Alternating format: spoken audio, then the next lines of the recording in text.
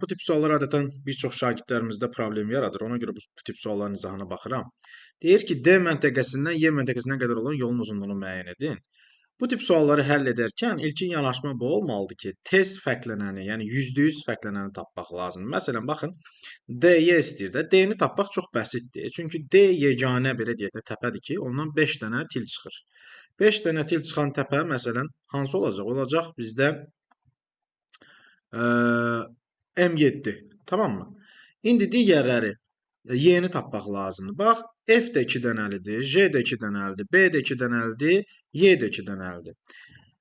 Bu iki dənəllər arasından və ümumiyyətcə buradakı bütün təpələr arasından B fərqlənir. Niyə? Çünki B yeganə təpədir ki, onun D ilə əlaqəsi yoxdur. D ilə əlaqəsi olmayan təpə hansıdır?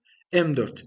M4-ü tapandan sonra M4-ün 2 dənə əlaqəsi var. Biri A iləndir, biri B iləndir. Y iləndir daha doğrusu. Heç bir şey. A 3 dənəlidir, Y 2 dənəlidir. Baxıram M5-ə. M5 2 dənəlidir. M6 3 dənəlidir. M6 oldu A, M5 oldu nə? Y. Vəssalam. M5 7, D'də M7 idi. M7-nin əlaqəsi 12, yəni doğru cavab olur 12.